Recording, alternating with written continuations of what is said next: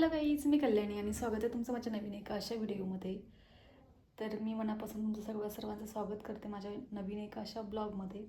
तर आज मी बनवणार आहे कुळथाची जिलेबी आणि तीच रेसिपी तुमच्यासोबत शेअर करणार आहे. तर सो गाईज, इथे मी घेतलं 2 वाट्या कुळथाचं पीठ, थोडंसं गव्हाचं पीठ, थोडंसं मीठ आणि ओवा घेतला आहे. ते सगळं भिजवून घ्यायचं. ते मी लसूण, शेंगदाणे आणि हिरवी मिरची घेतली आहे, ते पण दळायचं.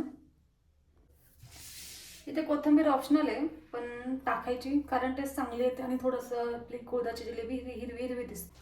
तुम्ही इथे बघू शकता मी एकदम पण बारीक नाही दळलेले, थोडंसं असं शेंगदाणे त्यात थोडेसे असे दिसले पाहिजे, टेस्ट छान लागते त्याची.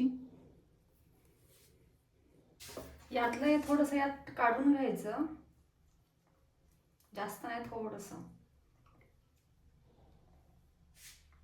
आणि बाकी उरलेलं आपण जेव्हा फोडणी देऊ ना, ते तुम्हाला पुढे दाखवतेच, त्यात टाकायला ठेवायचं.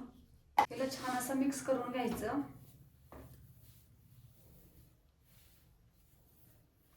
लगेच पाणी नाही ओतायचं, त्यात थोडंसं मिक्स करून घ्यायचं आणि मग पाणी टाकायचं.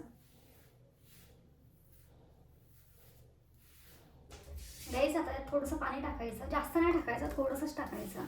आपल्या अंदाजानुसार तुम्ही त्यात पाणी ॲड करा. डायरेक्टली जास्त पाणी टाकाल तर ते पातळ होईल, घट्ट होईल.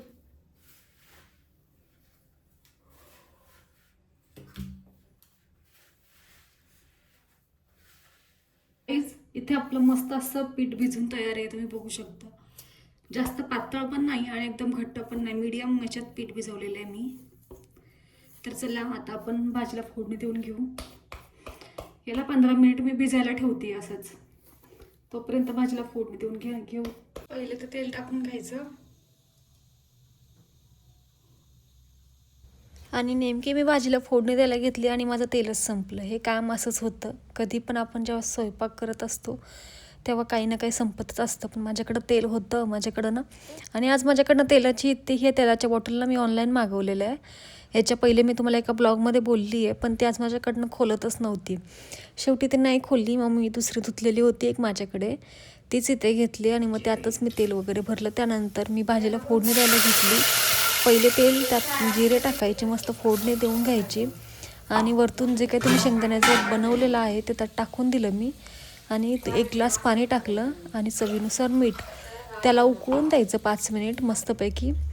ते उकळत होतं, त्याच्यावरतून मीठ वगैरे टाकलं आणि मग तोपर्यंत म्हटलं आता आपण जिलेबी बनवून घेऊ, कुळथाची जिलेबी. मग इथे आम्ही दोघींनी, मम्मी आणि मी, आम्ही दोघींनी मिळून इथं बोलतं कुळथाची जिलेबी पण बनवून घेतली. कारण मला ती एवढी परफेक्ट बनवता येत नाही, म्हणूनच मी मम्मींना बोलवलेलं. मग त्यांनी आणि मी मिळून आम्ही दोघींनी गप्पा वगैरे मारत मस्तपैकी कुळथाची जिलेबी बनवून घेतली. आणि कुळथाची जिलेबी बनवत होतं तोपर्यंत मस्त अशा गप्पा पण मारल्या दोघींनी. आणि मग अशा प्रकारे इथे कुळथाची जिलेबी तयार होती.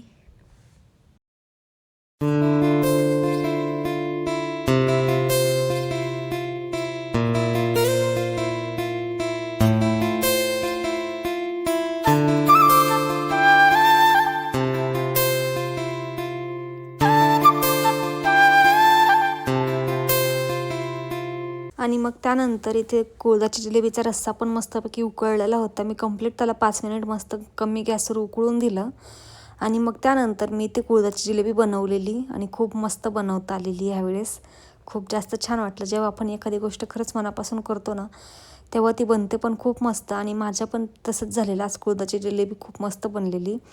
मग त्यानंतर एक एक करून सगळी काय पातेल्यामध्ये टाकून दिली आणि मग अशा प्रकारे आपली इथे कुळथाची जिलेबी रेडी होती.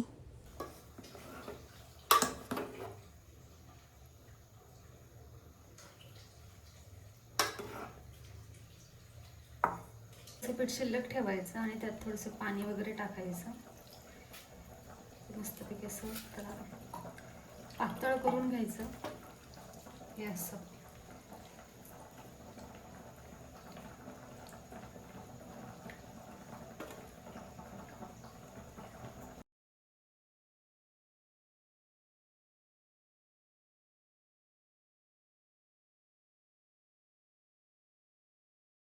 वरतून थोडीशी कोथिंबीर टाकायची.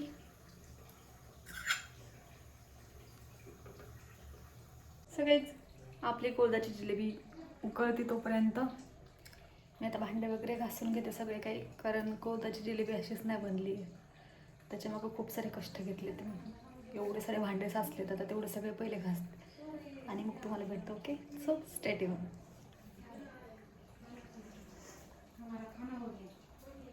हेच अशा प्रकारे इथे आपली कोळदाची जिलेबी तयार आहे. तुम्ही बघू शकता, खूप मस्त झालेली आहे.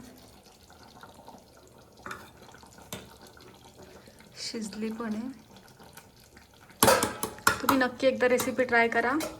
ओके, सो गाईज अशा प्रकारे मी बनवलेलं आहे इथे कोळदाची jalebi. So bye guys.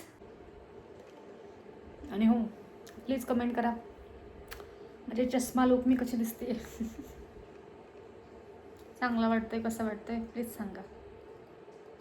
Bye.